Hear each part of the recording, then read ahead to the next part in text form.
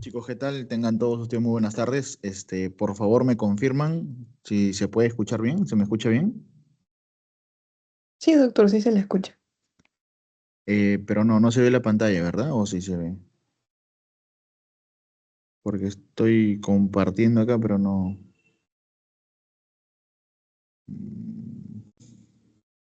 No, la pantalla no.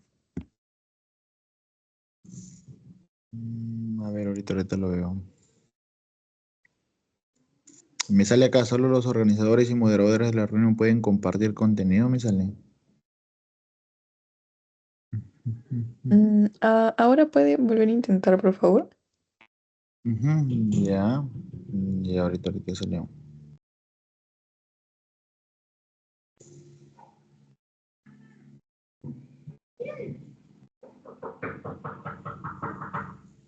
Ajá, ahora sí se puede. Creo que ya se ve, ¿verdad? Sí. Ujú, muy bien, chicos.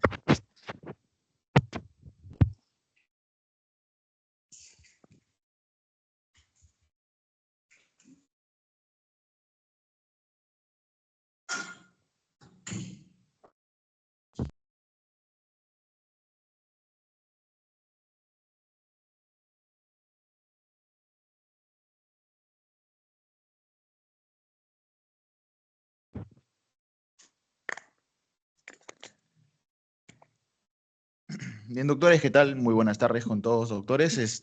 Muchas gracias a la sociedad por la confianza en poder dictar esta charla, ¿sí? Quien les habla es el doctor Jean-Pierre Panaquejil, ¿sí? Soy médico egresado de la San Martín Filial Norte, de acá de Chiclayo. Actualmente estoy laborando como médico serumista acá en Lambayeque, ¿sí? Soy el director de la Academia Prepamedic, ¿sí? Que es una academia que se encarga básicamente de preparar tanto para ciencias básicas como para ciencias clínicas. Y el internado lo hice en el E-Salud, ¿sí? En el año 2023, todo el año 2023 hice mi internado en el Hospital Almanzor de acá de la misma ciudad de Chiclayo, ¿no? Bien, chicos, entonces la charla del día de hoy es acerca de una especialidad de medicina interna, sí, es una especialidad muy bonita, como es la parte de reumatología, ¿no? La especialidad de reumatología, doctores, se encarga básicamente de estudiar toda la parte articular y la parte extraarticular o partes blandas alrededor de las articulaciones, ¿no? Entonces, el reumatólogo es un médico, ¿no? Especialista que se encarga de estudiar eso y tiene que ver mucho con problemas autoinmunes, tiene que ver mucho la parte inmunológica, ¿no?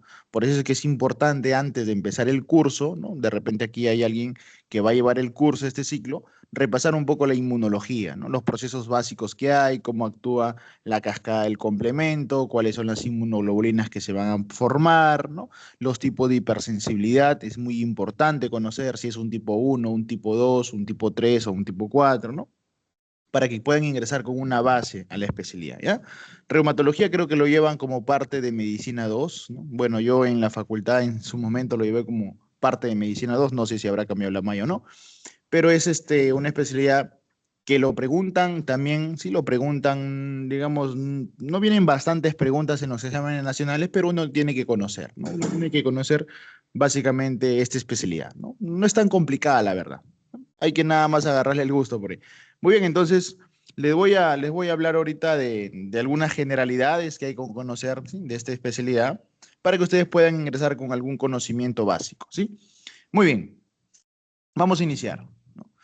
Es importante, primero, cuando uno aborda la parte de reumatología, chicos, ver primero este panorama, ¿no? Ver las generalidades, que es lo que va a tratar la charla de hoy, ¿ya? Un minuto, por favor.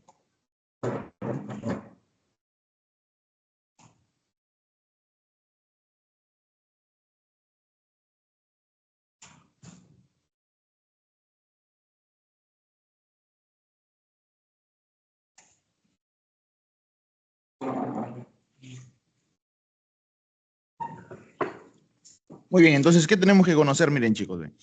Lo primero es ver la duración de la enfermedad autoinmune, ¿sí? Porque nos vamos a enfrentar a patologías autoinmunes. Entonces, ver cuánto tiempo de duración tienen primero. Si la enfermedad autoinmune, ¿sí? Como está acá, ¿sí? Como está acá, mira. A ver, a ver.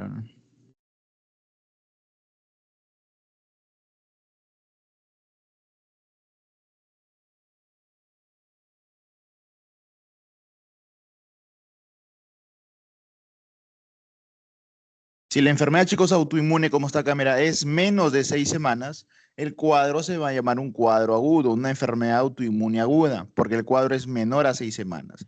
Pero si el cuadro autoinmune dura más de 6 semanas, o sea, más de mes y medio, ahí vamos a estar hablando ya de un proceso crónico. Por ejemplo, las enfermedades crónicas, digamos, más frecuentes son el lupus, la artritis reumatoide y las espondiloartropatías seronegativas juntos con los procesos vasculíticos. Esos procesos son procesos crónicos, enfermedades crónicas autoinmunes, ¿ya? Entonces recuerda, crónico es después de las 6 semanas. El punto de corte son 6 semanas. Antes es agudo, después de las 6 semanas es algo crónico, ¿ya? El modo de inicio, ¿no? ¿Cómo va a empezar la enfermedad? Eso es muy importante para la historia clínica, ¿no? Preguntarle, señor, señora, ¿cómo empezó el cuadro? ¿Empezó de manera brusca, de manera aguda, o ha ido de a poquitos el cuadro? Si te dice que ha ido de a poquitos, probablemente es un cuadro insidioso progresivo, que es la gran mayoría de enfermedades autoinmunes. La gran mayoría, chicos, de enfermedades autoinmunes son de curso insidioso, progresivo, lento, mejor dicho. No es bien raro que una enfermedad autoinmune empiece rápido. La verdad es que es un poco raro, ¿ya? Ahora, de las que empiezan rápido, de manera aguda, de manera brusca, básicamente van a ser dos importantes, que es la artritis reactiva, ¿sí? La artritis reactiva, y el otro es la gota. La gota forma parte de un grupo de enfermedades que son las enfermedades por depósito de microcristales o depósito de cristales. ¿Alguien sabe cuáles son los cristales que se depositan en la gota? Es una enfermedad que tiene que ver mucho con el metabolismo, con el ácido úrico. Acá hay unos cristales que se van a depositar. Esos cristales son los cristales de urato monosódico. ¿Ya, chicos? Los cristales de urato monosódico. Entonces, la gota en realidad es un cuadro crónico, pero tiene sus exacerbaciones agudas. Por eso es que el paciente con gota me va a llegar a la emergencia por un cuadro agudo, por una crisis aguda. Sí, sobre todo la lesión típica clásica es a nivel del primer dedo del pie, en la primera articulación metatarsofalángica. Ahí es donde se va a inflamar y va a venir a la emergencia por un cuadro agudo, un cuadro brusco, agudo, severo, ¿no? Entonces, estas dos enfermedades tienen ese modo de inicio, ¿no? Tanto la artritis reactiva como la gota. El resto generalmente son cuadros insidiosos progresivos. Muy bien, ahora hay que conocer esta diferencia también, ¿no? Cuando el compromiso es articular y cuando el compromiso es extraarticular, o sea, alrededor de la articulación. Le voy a llamar yo, le voy a llamar yo de compromiso articular cuando el dolor es en toda la articulación. Porque cuando el paciente te localiza, doctor, nada más aquí me duele, eso no es articular. Es articular cuando le va a doler toda la articulación. El dolor es difuso en toda la articulación. ¿Ya? El movimiento, la movilidad va a estar afectada, sí, con movimientos activos y pasivos. Tanto a los movimientos activos como pasivos va a haber limitación, ¿sí? Va a haber afectación de la movilidad. ¿Cómo está el derrame? ¿Hay derrame o no hay derrame? Claro que sí. Por ser un proceso muchas veces inflamatorio, se va a derramar líquido. Va a haber un derrame sinovial. Entonces, es común en los procesos articulares, ¿no? Eso lo vemos en el lupus, lo vemos en las artritis reumatoides principalmente, ¿ya?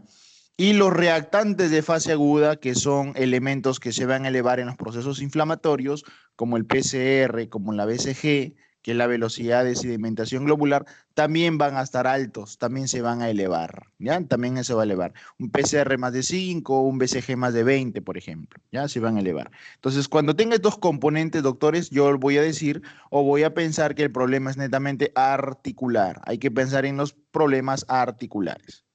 En cambio, si te dicen que el dolor es localizado, ¿no? Y supongamos en la rodilla, ¿no? Solamente le duele una parte de la rodilla, ¿no? Los famosos puntos dolorosos, porque el paciente señala dónde le duele. Eso es por un problema extraarticular. Puede estar afectado el tendón, el músculo, las partes blandas. Entonces, ahí hablamos de extraarticular. El dolor es localizado. La movilidad se va a afectar con los movimientos activos, pero a los movimientos pasivos no va a haber, digamos, alteración de la movilidad, ¿ya? No va a haber derrame sinovial, no va a haber, porque generalmente son procesos no inflamatorios. Como son procesos no inflamatorios, no hay liberación de interleuquinas y todo eso, no tiene por qué haber derrame sinovial. ¿Ya, chicos? Y los reactantes, por lo mismo que te digo que no es un proceso inflamatorio, no van a haber elevación o no van a haber cambios de los reactantes de fase aguda, o sea, se van a mantener normales. Entonces, cuando te den un caso clínico de un paciente, ¿no? Que llega a la emergencia, ¿no? Supongamos que viene con dolor articular, viene con fiebre, con malestar, con astenia, con toda la sintomatología clásica, y te dicen, supongamos que le duele toda la mano, todas las articulaciones de la mano le duele, y aparte la mano lo ves hinchada, lo ves con signos de flogosis, piensa que es un problema netamente articular. Si ves signos de flogosis, ves derrame sinovial, ves elevación de PCR, de BCG, eso es un problema articular. Y el problema extraarticular es todo lo contrario. Cuando el dolor más bien se localiza, ¿no? El paciente viene tranquilo, no hay fiebre, no hay malestar, solamente le duele una parte de la articulación. Solamente hay afectación de los movimientos activos, pero cuando no hace movimiento no pasa nada. No hay derrame sinovial, no hay signos de flogosis, ¿no? No hay edema, no hay calor, no hay rubor, no hay eritema. No se elevan los reactantes, todo es normal porque son procesos no inflamatorios. Ahí pensamos en una patología extraarticular, una tendinitis, una miositis, algo por ahí, ¿ya? Muy bien. Vamos ahora a otra clasificación. Ya hemos visto el tipo de dolor, si es un dolor articular o extraarticular. Ahora vamos a la clasificación, que esto es muy preguntado, ¿ya chicos? Esto es muy preguntado. Vamos a ver la clasificación según el proceso inflamatorio. Hay articulaciones o patologías inflamatorias y patologías no inflamatorias. Las patologías según la inflamación, donde están presentes, o sea, las patologías inflamatorias son, por ejemplo, la artritis reumatoide, el lupus, la gota, claro que sí, la gota, como te digo, la primera metatarsofalange, o sea, la primera articulación del pie, de abajo del pie, es la articulación que más se compromete en la gota. Esa es pregunta examen. La articulación, chicos, que más se compromete en la gota es la primera metatarsofalángicas, la primera articulación del pie. ¿Sí? Por eso es que viene con un proceso inflamatorio. Viene hinchado el primer dedo del pie, viene hinchado, viene rojo, viene caliente, con todos los signos de flogosis o de inflamación. ¿Ya? Las espondilitis anquilosantes o las espondiloartropatías seronegativas, ¿no? Como está ahí la espondilitis anquilosante, la artritis psoriásica, la artritis reactiva, la artritis por una enteropatía intestinal. Entonces, todos esos son procesos inflamatorios porque están presentes todas las interleuquinas inflamatorias. Profe, ¿cuáles son las interleuquinas inflamatorias que se van a elevar acá? Por ejemplo, tenemos la interleuquina 1, la interleuquina 6, la interleuquina 8, el factor de necrosis tumoral, todos ellos van a estar presentes, por eso es que es una patología inflamatoria. Y profe, cuando no hay inflamación es porque está ausente, ¿no? Entonces, acá, por ejemplo, la artrosis. La artrosis que es clásico en los pacientes adultos mayores, ¿no? Y probablemente todos cuando lleguemos a los 70 años, 80 años, vamos a llegar con este problema de artrosis que es muy frecuente en la población, ¿ya? La artrosis, ¿no? La artrosis básicamente, doctores, es un desgaste del cartílago. Es un desgaste del cartílago. El cartílago, que es aquella estructura que está entre hueso y hueso, imagínate que este es el hueso. Abajo hay otro huesito. Ya, entre ambos huesitos acá hay un cartílago. Entre ambos huesitos acá hay un cartílago. Ya, este cartílago, doctores, se va desgastando poco a poco. Poco a poco se va desgastando. Por eso es que el espacio entre el hueso y hueso se va achicando, va disminuyendo. Y va a llegar un momento en el cual estos dos huesos van a chocar. Por eso es que cuando tú lo examinas a un paciente adultito mayor con artrosis, tú le haces movimiento de rodilla, va a sonar la rodilla, va a haber un crujido óseo, va a haber una crepitación ósea. Eso es porque el hueso ya está chocando con el otro hueso. ¿Por qué, doctor? Porque se ha perdido el cartílago articular. ¿Y eso se ha perdido por qué? ¿Por un proceso inflamatorio? No. Este es un proceso degenerativo. Acá la causa es degenerativa. Y esto sobre todo lo van a sufrir también los futbolistas. Los futbolistas sufren de la rodilla, ¿no? Cuando un futbolista llega a los 60, 70 años, le empieza a doler más las rodillas y llegan a una artrosis. ¿Por qué? Por un proceso degenerativo. Poco a poco esa articulación se ha ido degenerando. Si supongamos, ¿no? Un paciente fue obeso toda su vida, ¿no? Toda su vida pesó 100 kilos, supongamos. El sobrepeso carga más a las rodillas. El sobrepeso le va a dar más trabajo a las rodillas. Cuando han sido jóvenes no hay problema, pero esto a la larga desgasta las articulaciones, ¿ve? Hace que el cartílago se desgaste. Y ahí es donde vienen los problemas ya en los adultos mayores, ¿no? Entonces, acuérdate, ¿no? Los procesos en los cuales no hay inflamación, principalmente es la artrosis. Es un proceso degenerativo, no es inflamatorio, es un proceso degenerativo. Aunque hoy en día, ya, hoy en día, según los artículos actuales del New England, que creo que salió el año pasado, a la artrosis, o también llamado osteoartritis, ya se lo considera como un proceso inflamatorio, ¿no? Si ustedes revisan literatura actual, ¿sí? Artículos actuales, van a ver que la artrosis ya se ha estudiado que hay un componente inflamatorio mínimo, pero ya hay. Por eso es que el término artrosis ya quedó en desuso. Ya los reumatólogos no hablan de artrosis, hablan de osteoartritis, que es el término correcto. ¿Ya? Pero, digamos, para la gente todavía lo van a conocer como artrosis, ¿no? Pero tenemos que conocer el personal médico de que ese ya no es el nombre o el término correcto, porque ya se ha estudiado que hay una leve inflamación. Ya hay un proceso inflamatorio mínimo, pero hay, ¿ya? Muy bien, pero para preguntas de exámenes, esto es así. La artrosis es un proceso degenerativo no inflamatorio. Listo. Vamos ahora sí a la clasificación, doctor, según el número de articulaciones. O sea, doctor, ¿cuántas articulaciones se van a comprometer? Y esa es pregunta clásica. Esto, tú tienes que saber esto para que te puedas orientar frente a qué paciente estás tú. Si solamente el paciente te llega a la emergencia, te llega a la consulta y te dice, doctor, me duele solamente una articulación, vas a hablar ahí de un proceso de monoarticular, porque solo se está afectando una articulación. Doctor, ¿en qué problemas, en qué patologías yo voy a pensar cuando te digan monoarticular? Gota. Ya les había comentado, chicos, ¿no? ¿Cuál es la articulación que más se compromete en la gota? A ver, ¿alguien recuerda? ¿Cuál es la articulación que más se compromete en un proceso llamado gota? La primera metatarsofalágica. Muy bien, doctor. La primera metatarsofalágica, o sea, la primera articulación del pie. Esa es pregunta clásica siempre. ¿Ya, chicos? Cuando te llega la emergencia, un paciente gordito con síndrome metabólico, con aumento de ácido úrico, porque de eso se trata la gota, hay una hiperuricemia, más de 7, más de 7,5, y viene con el dedo gordo del pie hinchado, eso es gota, y ese es un signo clínico. Ese signo clínico, ¿alguien sabe cómo se llama? Empieza con la P. Esa es la famosa podagra. ¿Ya, doctores? Ese signo semiológico se llama podagra. Es típico patognomónico de una gota aguda. Y hay que darle tratamiento con sus AINES, con su colchicina, para tratar de frenar la inflamación. Ahí, por ejemplo, no damos alopurinol. El alopurinol es un medicamento hipouricemiante, o sea, te baja el ácido úrico. Si tú en un proceso agudo, no vamos a hablar de gota ahorita, es ya otro temita, ¿no? Pero en la gota quiero que capten esto. La gota es porque se elevó un montón el ácido úrico. En el cuadro agudo, grábate esto, no tienes que bajar el ácido úrico de golpe, no, nunca se hace eso. Porque si tú el ácido úrico, supongamos que está en 10, más de 7,5 ya es alto, está en 10, tú lo bajas rapidito, vas a generar un efecto rebote y el paciente se puede complicar, hasta se puede morir por ese efecto rebote del ácido úrico. Entonces, doctor, entonces, ¿qué es lo que se hace en el cuadro agudo? En la crisis aguda nada más das medicamentos para el dolor, le calmas el dolor y le das la colchicina. Esos dos medicamentos lo damos en los cuadros agudos. AINES y su colchicina. La colchicina, doctor, ¿para qué? Para prevenir un nuevo ataque. El AINES para calmarle el dolor en la emergencia, ketorolaco, ketoprofeno, diclofenaco, lo que haya. Y la colchicina es para evitar una nueva crisis aguda, para evitar recurrencias. Una vez que lo estabilizas al paciente, una vez que tú lo sacas del cuadro agudo, ahí recién le das su alopurinol de 100, de 50.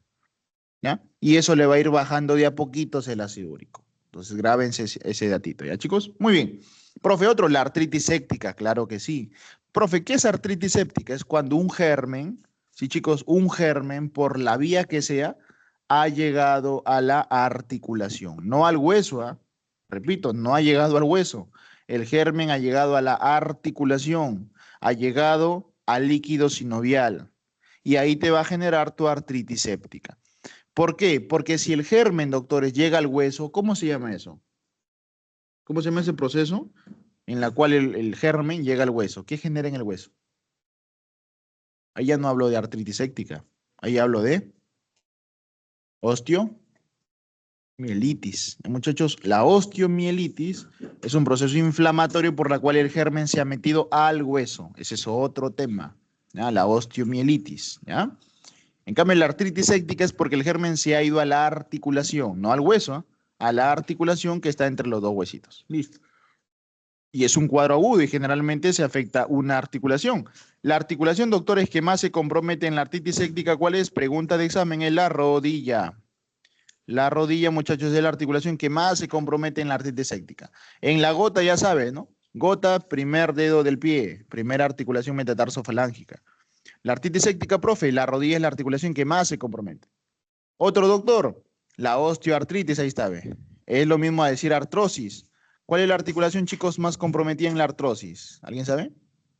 ¿De qué se quejan los abuelitos? ¿Qué les duele?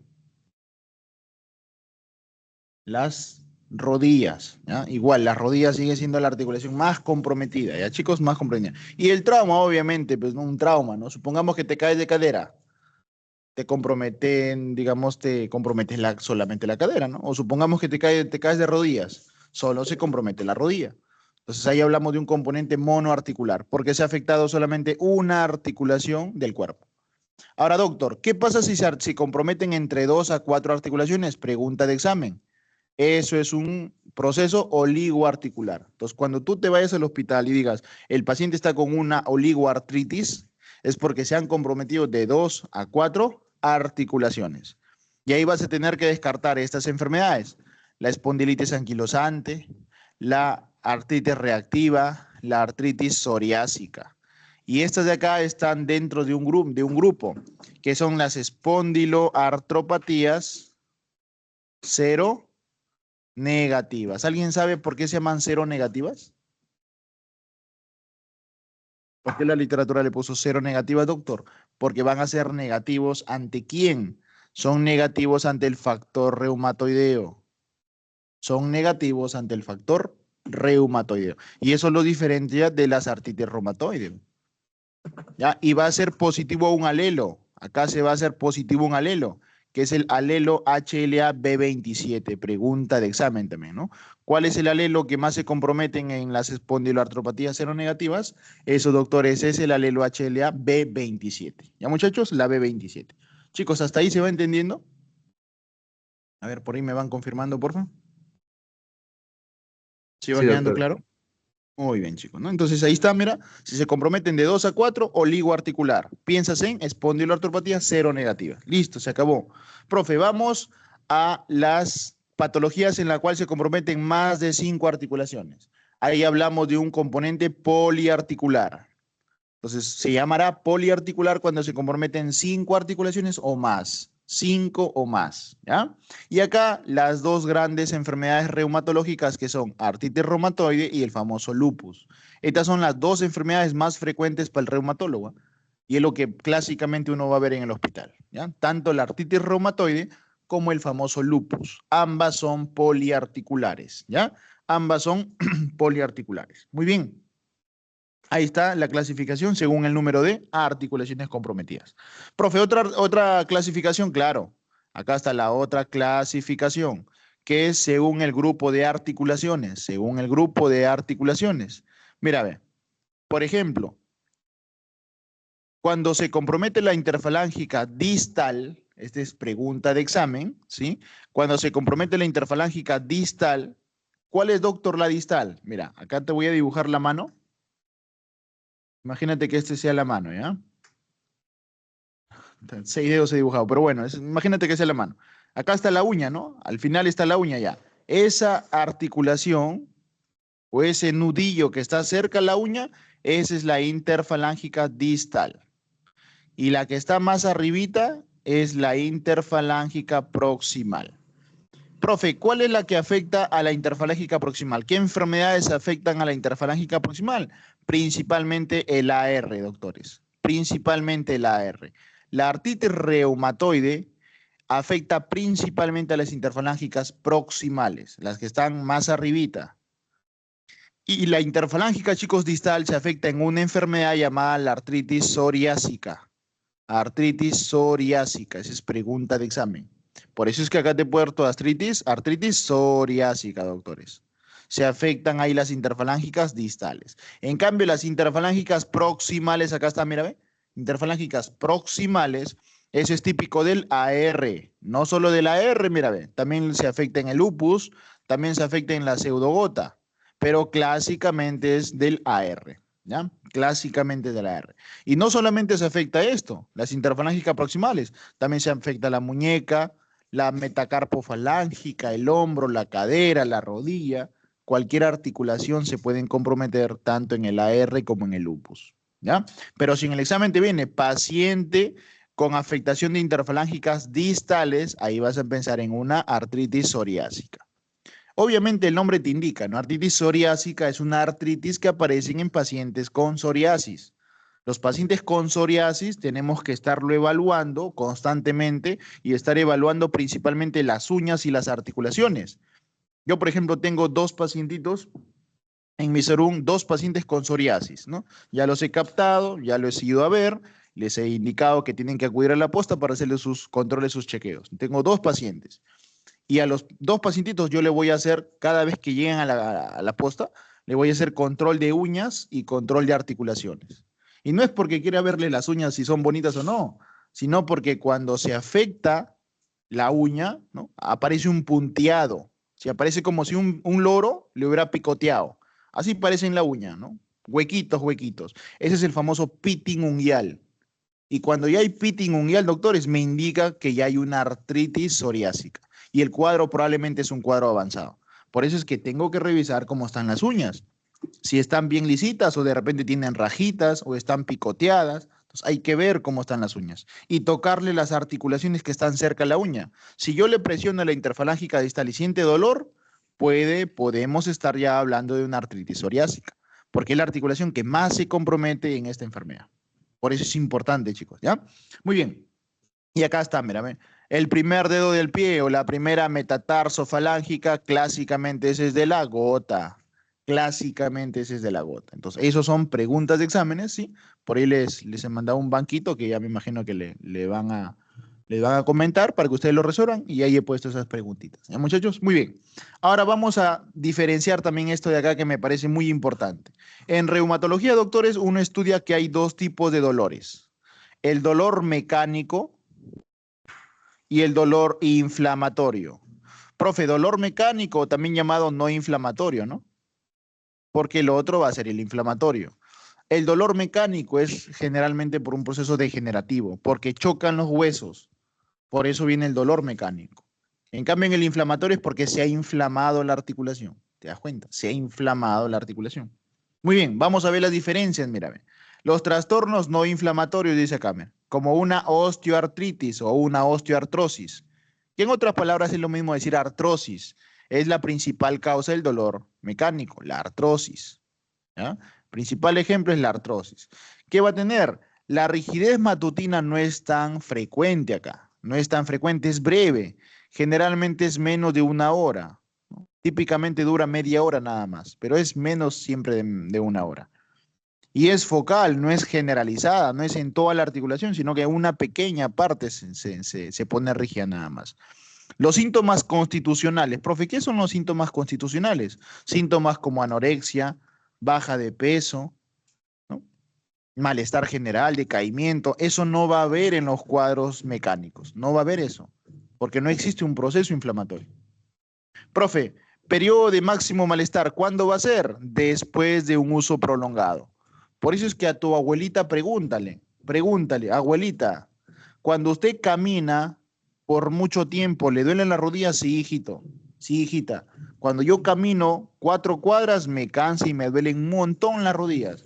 ¿Por qué, muchachos? Porque los dos huesitos han estado chocando en la rodilla, pues. Como están chocando, están cruzando, están rozando, eso va a generarte dolor. Y eso va a generar una crepitación ósea. Por eso es que el dolor mecánico, cuando se intensifica, al caminar, al hacer ejercicios. Y cuando el paciente se pone en reposo, calma el dolor. Eso te tiene que hacer pensar en un proceso mecánico, principalmente en una artrosis, que es lo más frecuente. Pregúntale a tu abuelito, a tu abuelita, pregúntale, ¿no? Abuelita, cuando usted camina, ¿le duele la rodilla? Sí. Y cuando usted está tranquilita, sentadita, ¿ya no le duele? No, ya no. Eso es un dolor mecánico. ¿Ya, muchachos? Muy bien. Como te digo, la rigidez es menos de 1 hora, es muy leve la rigidez, ¿ya? La simetría es ocasional, porque puede doler una rodilla, como que pueden doler dos, o sea, no es, digamos, tan frecuente, ¿sí? Es ocasional, ¿ya? Generalmente son bilaterales. Y la rigidez o inestabilidad no es tanto, ¿sí? Perdón, sí se implica, ¿no? Implica, ¿ya? Una anomalía intraarticular o un cuerpo extraño por ahí, ¿ya? Listo, eso es lo más importante del dolor mecánico. En cambio, el dolor inflamatorio, doctores, que es para las patologías inflamatorias, como el AR, como el lupus, como las vasculitis, como las espondiloartropatías seronegativas, que son las más frecuentes, en estos procesos, obviamente, como hay inflamación, la rigidez va a ser prolongada. Ellos amanecen con rigidez. Por eso es que a todo paciente con AR, con lupus, pregúntale, señor, señora, ¿usted cuando amanece, la articulación donde hay dolor, esa articulación amanece rígida, usted lo puede mover rápido? No, doctor. Cuando yo amanezco, mi mano amanece tiesa, te va a decir. Así te va a decir, ¿ah? Las manos me amanecen tiesas, doctor. Tengo que moverlo despacito y después de 1 hora recién ya se relaja la mano, la muñeca. Por esto, porque amanecen con rigidez, hay rigidez matutina, rigidez por las mañanas, y es prolongada, o sea, doctor, es más de 1 hora. En cambio, si fuera mecánico, profe, es menos de 1 hora. Otro doctor. ¿Síntomas adyacentes van a ver? Claro que sí. Un paciente con AR con lupus va con malestar general, con pérdida de peso, con anorexia, no quiere hacer nada. O sea, hay síntomas agregados ahí por el proceso inflamatorio que va a haber. ¿Ya? La rigidez o inestabilidad no es rara y esto sí es importantísimo. Generalmente son bilaterales, son simétricas bilaterales, ¿ya? Tanto el AR como el lupus son simétricas y bilaterales. Y esto de acá, pues, ¿no? El máximo malestar es después de la inactividad, ¿ya? O sea, el paciente cuando está en reposo. Entonces, grábate esa diferencia. Eso es lo más importante, chicos, que quiero yo que te lleves. ¿Cuándo es el malestar en un mecánico? Al movimiento. ¿Cuándo le duele más la rodilla? Al movimiento. Y si fuera un proceso inflamatorio, ¿cuándo le duele más? Cuando está en reposo. Por eso es que a un AR, a un lupus, tú le dices, ¿cuándo te duele más la articulación? Cuando estoy sentado, te van a decir. Cuando estoy sentado, cuando estoy en la cama, cuando estoy en una sola posición, ahí me va a doler, doctor. Pero si yo me pongo a hacer ejercicios, no me duele ya. Eso es un proceso o es un dolor inflamatorio. En cambio, la abuelita, ¿no? Mayorcita, cuando camina le duele, pero se pone en reposo y calma el dolor. Ese es un proceso mecánico. ¿Sí, chicos? ¿Sí quedó claro eso? ¿Sí se entendió? Porque creo que es lo más importante.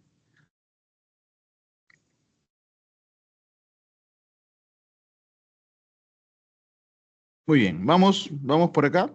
Sí, vamos por acá. Te he puesto acá, mira, algunas manifestaciones y causas de monoartritis. Esto de aquí lo vamos a ver, ¿ya? De las monoartritis, mira. O sea, doctor, cuando se afecta una sola articulación. Por ejemplo, la artritis infecciosa, o sea, doctor, la artritis séptica, cuando el germen se mete a la articulación. El germen más frecuente que se mete es el aureus, pregunta examen. El aureus es el germen que más se mete en la artritis séptica o infecciosa, ¿ya? Las manifestaciones clínicas es muy frecuente, ¿ya? Hay leucocitosis, el cultivo suele ser positivo, ¿no? Y el cultivo es el que te va a confirmar y te va a decir qué bacteria se ha metido, ¿ya? Hay artritis sépticas gonocócicas y no gonocócicas. Dentro de las no gonocócicas, el germen más frecuente es el aureus, ¿ya? Muy bien, acá está, mira, ve. Las causas son más frecuentes las bacterianas, sin duda algunas. O es el gonococo, por eso es que hablamos de artritis séptica gonocócica, o es el estafilococo dorado, o estafilococo aureus, que es la causa más frecuente de las no gonocócicas. La gonocócica y la no gonocócica, donde está el aureus. Hay otras más, sí, pero son más raras. Las bacterias más asociadas a una artritis infecciosa séptica son dos, la gonorrea o el gonococo y el estafilococo aureus o dorado. ¿No, chicos? Muy bien. Profe, otra, artritis inducido por cristales o microcristales. ¿A quién tenemos, doctor, acá? La famosa gota. Te pregunta de examen. La gota, doctor, esa es una enfermedad metabólica en la cual hay depósito de estos cristales, que son los cristales de urato monosódico. Cristales de urato monosódico. Eso te genera la gota, se depositan ahí. ¿Ya? La pseudogota es cuando se han depositado los cristales de pirofosfato cálcico. Esto te genera la pseudogota. ¿Ya? Esto te genera la pseudogota, muchachos. Hay dos enfermedades por microcristales, la gota y la pseudogota, ¿ya? Muy bien, y ambas también te generan patologías monoarticulares, ¿no? La osteoartritis, ahí está, ¿ven? O artrosis, perdón, ¿no? La famosa artrosis de rodilla de las abuelitas, ¿ya? Generalmente es en miembros inferiores, ¿no? Principalmente en la rodilla, y el líquido no tiene características inflamatorias porque no es un proceso inflamatorio, ¿no? Suelen ser primarias o suelen ser secundarias a un proceso traumático principalmente, ¿ya? Y acá están las traumas, ¿no? La causa traumática, supongamos que te caíste de rodilla, te vas a lesionar la rodilla, ¿no? Entonces es importante conocer eso, ¿ya? Ahí están las 4 causas de las monoartritis, ¿ya? La artritis séptica, la por microcristales, la artrosis y las causas traumáticas. Ya son 4 causas de monoartritis. Muy bien. Por acá, un poquito más de las generalidades. ¿Qué tenemos que hablar de líquido sinovial? Mira, para que tú entiendas el resto, sí, el resto de todo el área de reumatología, ¿no? Como que esta clase es las generalidades para que tú luego cuando vayas a la facultad sepas o te orientes un poquito en ver estas enfermedades, ¿ya? Entonces, el líquido sinovial es aquel líquido que va a estar entre ambas articulaciones, ¿no?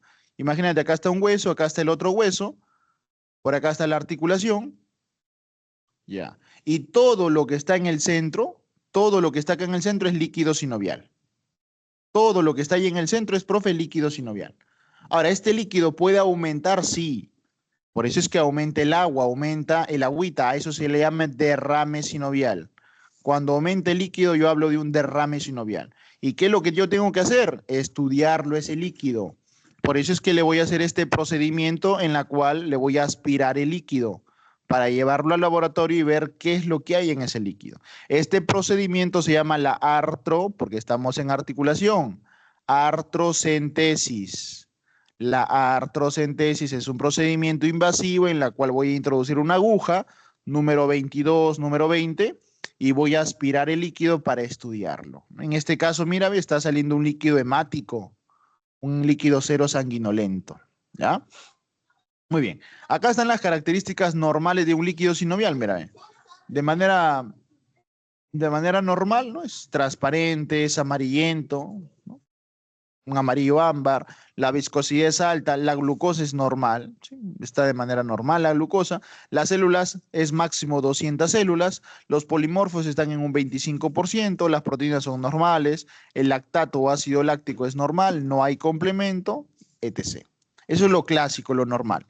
Profe, en un proceso mecánico o no inflamatorio, mira, como clásicamente es la artrosis, ¿no? Clásicamente acá encontramos, doctora, clásicamente encontramos ya la artrosis, ¿ya? Clásicamente encontramos acá está la artrosis, ¿ve? Acá está la artrosis. ¿Cómo va a ser el líquido sinovial, doctor? Transparente rojizo o amarillo rojizo. La viscosidad se mantiene alta. La glucosa es normal porque no es un proceso inflamatorio, no se puede elevar o no se puede consumir, pero ya empiezan a elevarse las células, pero van a ser menos de 3000. Son más de 200, pero menos de 3000. Los polimorfos llegan hasta el 30, el resto es normal. O sea, lo que más importa acá es que las células ya empiezan un poquito a elevarse. Lo más característico. Profe, cuando yo hablo de un proceso inflamatorio, cuando el líquido te sale amarillento, te sale turbio, ahí pensamos en un proceso inflamatorio. La viscosidad baja por el proceso inflamatorio. Y este es el datito. La glucosa puede empezar a bajar, porque como ya hay un proceso inflamatorio, las mismas células inflamatorias pueden consumir un poquito la glucosa. Las células empiezan a subir más. De 3000 pasan a 50.000, mira, ve, de células. ¿Ya? Los polimorfos se elevan, se empiezan a elevar los polimorfos nucleares. Las proteínas se empiezan a elevar, mira, ve. Hasta ahorita es la única vez donde te he dicho que las proteínas se elevan. Entonces, la glucosa baja y las proteínas se elevan. Típico de un proceso inflamatorio. Pero este es el dato, ¿eh? No más de 50.000 células y predominan los polimorfos nucleares. ¿Por qué, doctor? Porque si en un examen te dicen polimorfos nucleares más de 50.000 en líquido sinovial, esto es patognomónico con un líquido séptico. Profeta, es una artritis séptica, se ha metido un germen, o es el gonococo o es el aureus, pero esta es una artritis séptica, hay que drenarlo al paciente. Mira cómo sale el líquido, opaco, turbio. La viscosidad es recontra baja. La glucosa está recontra consumida. ¿Por qué? Porque las bacterias consumen glucosa. El aureus consume glucosa, el gonococo consume glucosa. Por eso es que cuando la glucosa baja mucho, baja bastante la glucosa, eso te orienta a un proceso séptico. ¿Ya? Séptico o artritis infecciosa. ¿Ya? Los polimorfos, mira, de más del 90%, 95%. Los polimorfos van a estar muy altos, más de 50.000. Las proteínas muy altas y la glucosa muy baja. Eso te hace pensar en una artritis séptica o artritis infecciosa. ¿Ya, chicos? Ahí está, mira. Ejemplo, artritis séptica a la cabeza. Lo más importante, ¿ya? Lo más importante. Muy bien, entonces ahí tienen, digamos, un poquito de generalidades para que luego se puedan, digamos, enfrentar o entender un poquito el resto de patología, ¿no? Vamos por acá rapidito a ver los cristales que te pueden llegar a preguntar. Cristales, es importante. Enfermedad por microcristales. Tenemos dos enfermedades que tú tienes que estudiar. La gota y la pseudogota, nada más, ¿no? El resto ni siquiera lo veas, nunca han preguntado. Pero lo que más pregunta son dos. La gota, primer puesto, y la pseudogota, segundo puesto. Profe, ¿por qué se produce la gota? Por acúmulo de estos cristales. Va a haber acúmulo, doctores, de esos cristales. ¿Sí? Va a haber acúmulo. ¿Ya? Un minuto, por favor.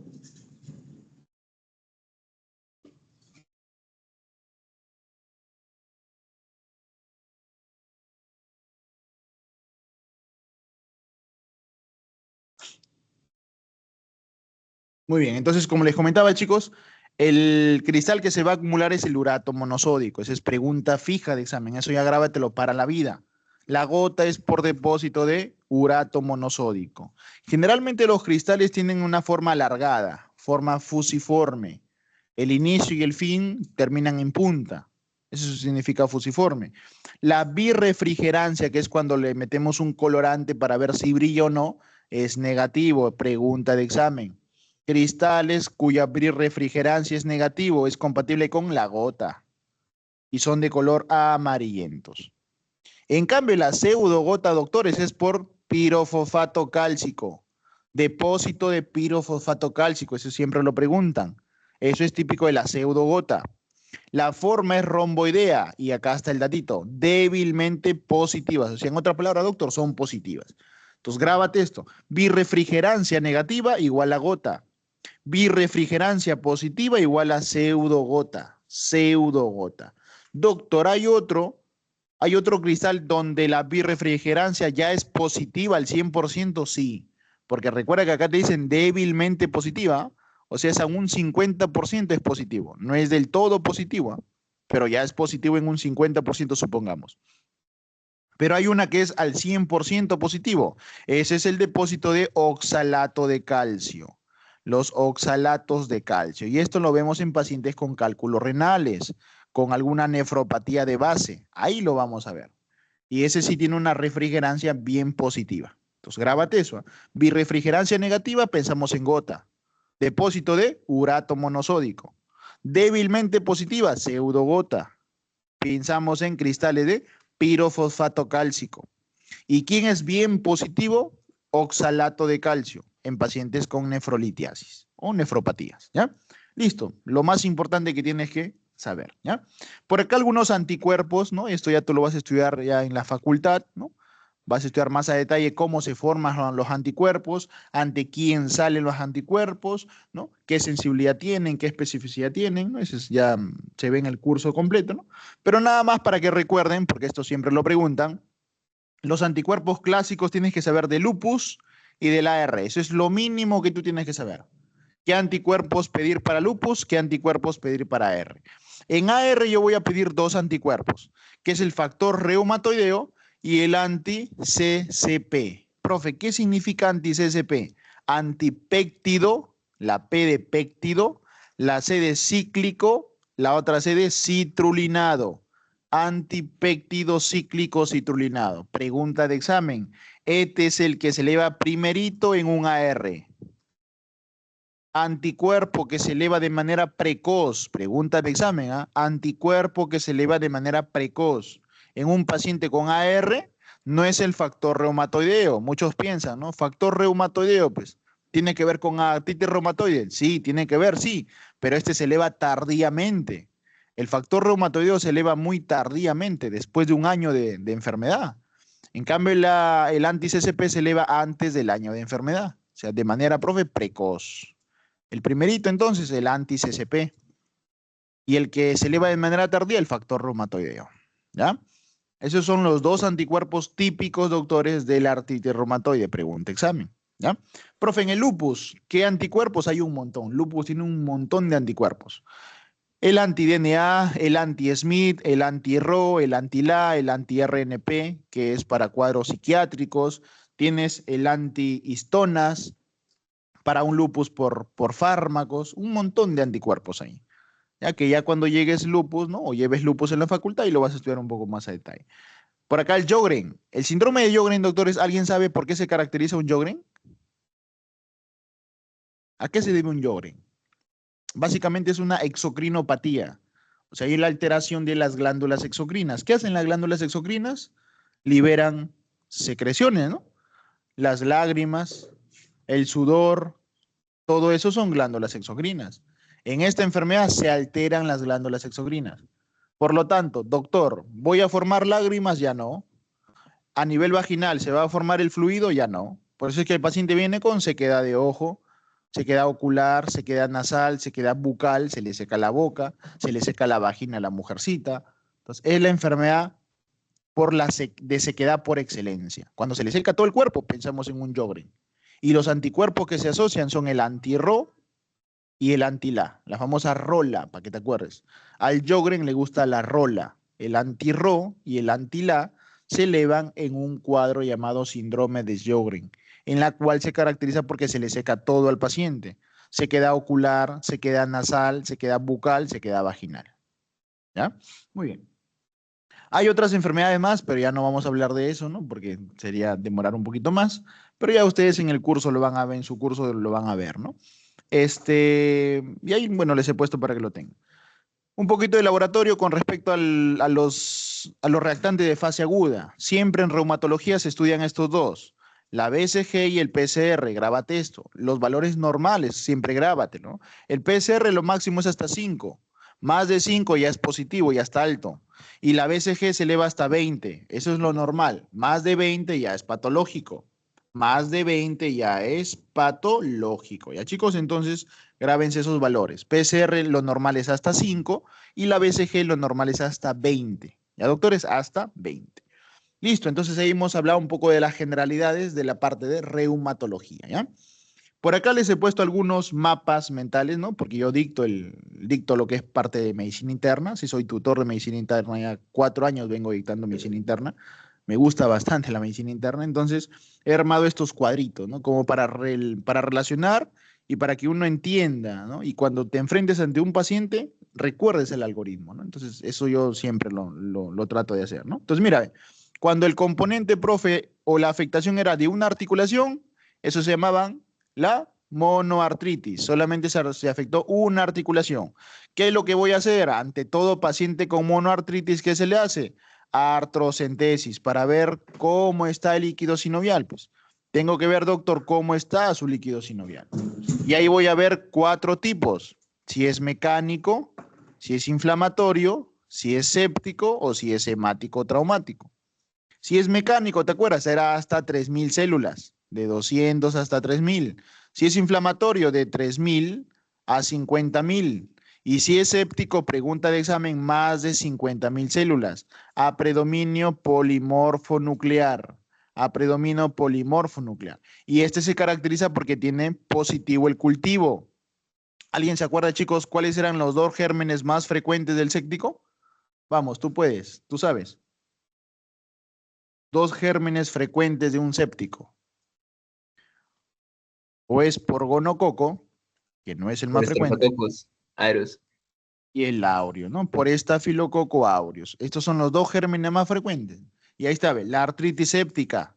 La principal articulación que se afecta en el adulto, pregunta examen, la rodilla. Y ahí está, mira, ve. La rodilla infectada con una bacteria. La articulación, no el hueso, ¿ah? La articulación. Estamos haciendo una artrocentesis para sacar líquido y estudiarlo. Y en los niños, esta es pregunta examen. En los niños, la articulación que más se compromete no es la rodilla, es la cadera. Ya, esos documentos ahí les he enviado para que ustedes le den una repasadita bien chévere, ¿ya? Con full fijas ahí para que repasen. Ahora, el proceso puede ser, profe, agudo, brusco o crónico, y ahí está, ve. Del cuadro agudo, que es el más frecuente, que es el que va a llegar a la emergencia, son dos. La no gonocócica y la gonocócica. La gonocócica, obviamente, por gonococo, y la no gonocócica por estafilococo aureus o estafilococo dorado. Listo. Profe, y de manera crónica, la tuberculosis se puede meter por ahí, ¿ya? Y la brucelosis. Pero no lo preguntan tanto, pero bueno, ahí está el dato, ¿ya? Profe, y si es hemático es porque sale bien rojo, ¿no? Cuando sale rojo es hemático, ¿no? El cultivo va a ser negativo, obviamente, ¿no? Sale hemático y acá vamos a pensar en las famosas hemofilias. O es causa traumático o es una hemofilia por ahí, ¿no? O una leucemia o un hemangioma articular que se ha metido por ahí, ¿ya? Profe, de los inflamatorios, mira, de los cuadros inflamatorios, la artritis por cristales son cuadros inflamatorios. Acá tenemos dos enfermedades, profe, o es una gota o es una pseudogota. ¿Te acuerdas? ¿Cuál de los dos tenía birrefrigerancia positiva? Ahí está, mira, ve. Birrefrigerancia positiva, pseudogota. Profe, ¿cómo se llamaban los cristales? Pirofosfato cálcico, forma de rombo. Esa es la famosa pseudogota. La articulación que más se compromete en la pseudogota es la rodilla.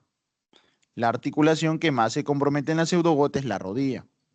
¿Ya? Es también llamada la famosa condrocalcinosis, ¿ya? Es también llamada la condrocalcinosis. Y cuando tenemos pseudogota hay que descartar estas 5 enfermedades, porque se asocia mucho a la pseudogota, esas 5 enfermedades, que yo le he llamado las 5 Hs. Cuando yo estudio pseudogota me acuerdo de las 5 Hs. Descartar hemocromatosis, hiperparatiroidismo, hipercalcemia, hipomagnesemia, hipotiroidismo. ¿Ya? Pero en su tema respectivo ya ahí ustedes lo van a estudiar, ¿no? Pero siempre acuérdense de este mapita. Profe, si fuera gota, birrefrigerancia negativa, forma de aguja, forma filiforme y los cristales de... ¿Cómo se llaman, chicos, estos cristales? A ver, ¿quién se acuerda? ¿Cómo se llaman los cristales?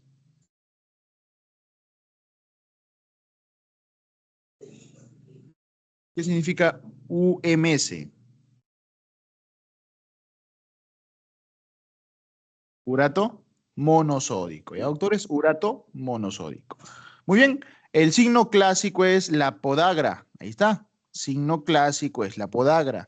Es la inflamación del primer metatarsofalange. Acá está. Primera metatarsofalange y podagra. Y el dolor es por la noche y va con fiebre. Dolor nocturno y fiebre. ¿Ya? Y dentro de los mecánicos, ¿no? El más importante es la artrosis. La artrosis es el cuadro más importante, ¿ya? Entonces es el algoritmo de las monoartritis. Profe, cuando se afectan entre 2 a 4 articulaciones, acá está. Si se afectan de 2 a 4 articulaciones, es la oligoartritis. Ahí vamos a pensar en una sola enfermedad, que son las oligoartropatías seronegativas. Se llaman seronegativas porque son negativas al factor reumatoideo y se asocian a este alelo que es el alelo HLA-B27. Son asimétricas, son axiales. ¿Por qué, profe, axiales? Porque se compromete el esqueleto axial, el esqueleto central, o sea, doctor, la columna y la parte de la pelvis. Eso se compromete. No es esqueleto apendicular, no es miembro superior, miembro inferior, no. Es raro. Más afectación hay del esqueleto axial, ¿ya? Entonces acá tenemos dos procesos, que sea crónico, que es lo más frecuente, o sea un cuadro agudo. Y de los cuadros agudos tengo dos, la artritis reactiva y la artritis enteropática. Sin duda alguna, la más frecuente es la artritis reactiva, ¿ya? Generalmente es por un cuadro infeccioso, ¿no? Va a haber una posinfección hace un mes, lo más probable, foco digestivo o foco genitourinario. Y acá aparece el famoso síndrome de Reiter con su triada. La mnemotecnia acá es KU-KU. Profe, ¿qué es KU-KU? Ahí está, pues, ¿no? La C de conjuntivitis, conjuntivitis bilateral, los dos ojos se afectan.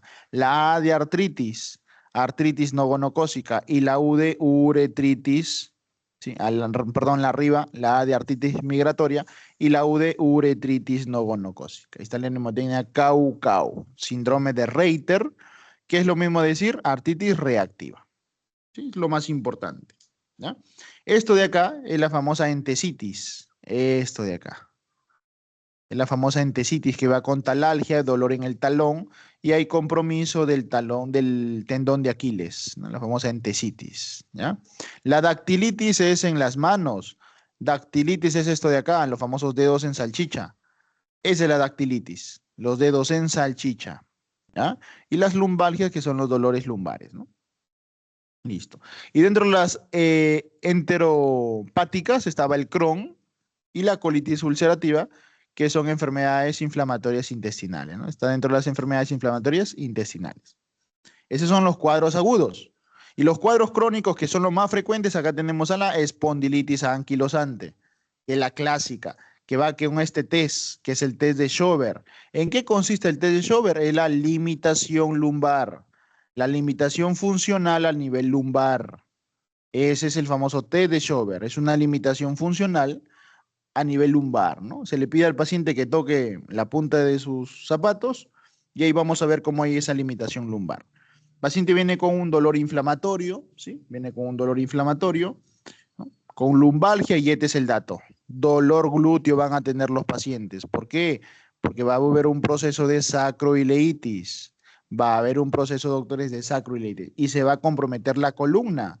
La columna a la larga se va a achicar y se va a formar la columna en caña de bambú. Pregunta de examen también, ¿no? ¿En qué enfermedad se ve la caña de bambú?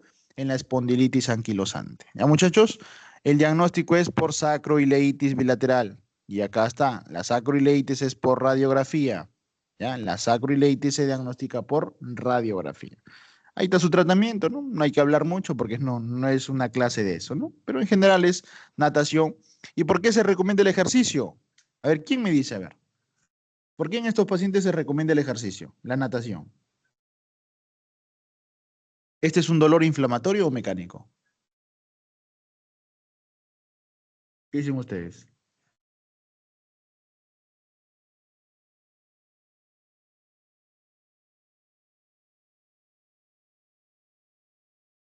Es un dolor inflamatorio. Como todo dolor inflamatorio lo vi en la primera diapo, ¿no? Los dolores inflamatorios duelen cuando está en reposo. Si duele cuando está en reposo, ¿qué es lo ideal? Que no haga reposo. Por eso es que lo mandamos a natación. Le vamos a dar sus AINES. ¿Ya? Muy bien. Y luego tenemos la artritis psoriásica por acá. ¿Ya? La artritis psoriásica, que se presenta en el 50% y obviamente el antecedente de un paciente con psoriasis, ¿no? Acá están las uñas, mira, la alteración unguial, el famoso pitting unguial. El famoso pitting unguial. Piti se ha puesto ahí, pero es pitting unguial. ¿Ya? Mira acá, ve. Mira cómo se afectan las últimas articulaciones de la mano, mira, ve. Mira cómo se afectan las articulaciones que están cerca a la uña, ve. Estas articulaciones se llaman las articulaciones interfalángicas distales. Hay compromiso de la interfalángica distal, grábate eso. Compromiso de la distal. Pregunta de examen, ¿ah? Y bien, ya para terminar, chicos, para que se orienten, ¿no? Vamos a ver las poliartritis, profe, porque acá se comprometen más de 5 articulaciones, más de 5. Y clásicamente tenemos dos, o es una artritis reactiva, o es, perdón, una artritis reumatoide, o es un lupus. Lupus se llama así porque el lupus es de lobo, parece un lobito, mira, ve. Va a aparecer aquí un eritema que respeta el surco nasogeniano, y es un eritema malar, ¿no? Que se le llama el famoso signo de la ala de mariposa, ¿no? Signo de la ala de mariposa, ¿no? O eritema malar, ¿ya? Este es clásico de lupus. Este signo es clásico, doctores, de lupus, ¿ya? Signo de las alas de mariposa. Muy bien, hay criterios que son los criterios de Euler para diagnosticarlo, ya son 4 criterios de los 17, no te voy a hablar de todo, ¿no? Acá te he puesto algunos anticuerpos que tienes que recordar, los ANA, los anti-DNA, el anti-Smith, pregunta examen, estos dos son los más importantes, son los más importantes, son específicos de lupus, ahí está, ¿ven? Son específicos de lupus, son los más específicos de lupus, el anti-DNA y el anti-Smith. ¿Ya? Hay un montón más, pero ahí les dejo para que ustedes lo puedan repasar. Hay un lupus que también es causado por fármacos, lupus inducido por fármaco. ¿Cuáles son los fármacos que se asocian al lupus? Ahí está. La procainamida, la hidralazina, la penicilamina, la finitoína, todos estos medicamentos pueden causar lupus. Ese lupus se llama el lupus light o lupus inducido por fármacos. ¿Cuál es el anticuerpo que se eleva? El antistona, pregunta de examen. Anticuerpo antistona positivo. Y acá está, ve, antistonas. Famoso lupus por fármacos. Pregunta de examen también. Se asocia mucho a los rayos UV. Se asocia bastante a los rayos UV. Por eso es que ellos no se pueden, estas pacientitas no se pueden exponer a los rayos UV, porque le van a generar una crisis, ¿ya? Y el lupus empeora, perdón, empeora con el embarazo, ¿ya? En cambio, el AR mejora con el embarazo, ¿no? El lupus genera una artritis migratoria, o sea, va migrando la lesión, ¿no? De una articulación se pasa a la otra, ¿no? Es simétrica, es no erosiva. Esto lo diferencia del AR, porque la R, mira, es erosiva. Ahí está la diferencia. En el AR el cuadro es erosivo. En el lupus es no erosivo. ¿Ya? En el lupus es no erosivo. El AR es deformante. El lupus es no deformante. No, acá tal vez no está, pero es no deformante. Grábate eso. Es no deformante. ¿Ya? No erosivo, no deformante. Ese es lupus. En cambio, AR, profe, AR es erosivo, AR es deformante, AR es anquilosante. Esos tres es AR. ¿Ya? También hay criterios, ya no les voy a hablar de eso, ¿no? Porque si no metieron un poco más tarde, aquí tengo otro, digamos, un curso que dictar, entonces no nos puede demorar. Entonces, el tratamiento, ¿no? Como es un proceso inflamatorio, pues hay que dar antiinflamatorio, ¿no? AINES, un naproxeno, su ibuprofeno, su aspirina para calmarle el dolor, ¿no? Si no calma con eso, vamos a los FARME, que son medicamentos o fármacos modificadores de la enfermedad, como el motrotexate. Este medicamento se da a todititos. Y si no te responde, biológicos, infliximab, adalimumab, entricitabina y otros fármacos más, ¿no? Que le van a ayudar a mejorar al paciente, ¿no? Es un tema largo en realidad hablar de AR, hablar de lupus, ¿no? Pero ahí lo he puesto más que todo para que sepas que estos dos son poliartritis. Afectan a más de 5 articulaciones como mínimo. ¿Ya, chicos? Muy bien. Y acá está la serología, los dos anticuerpos para la AR, nunca te olvides. Sus dos anticuerpos clásicos de la AR son el factor reumatoideo, que se eleva de manera tardía, y el anti-PCC, que es el antipéptido cíclico citrulinado, que se eleva de manera precoz. La doctores se eleva de manera precoz. Muy bien, chicos, entonces hemos llegado a la parte final. Sí, espero, doctores, se haya entendido un poco la reumatología. Como les comento, es una especialidad muy bonita, ¿no? Que se tiene que estudiar siempre desde el inicio para que se entienda todo, ¿no? Si de frente te vas y estudias sin entender las generalidades, de frente vas y estudias lupus, probablemente te vas a perder, ¿no? En algún momento a todos creo que nos ha pasado eso, a mí también, ¿no? Por eso es que siempre es importante ir desde la parte básica, desde ciencias básicas, repase inmunología, un poquito de fármaco, para que se entienda mejor esta especialidad, ¿ya? Muy bien, entonces muchas gracias, doctores, a la sociedad, muchas gracias a los que se han conectado por darse un pequeño espacio para poder aprender juntos, ¿no? Bien, muchas gracias, doctora.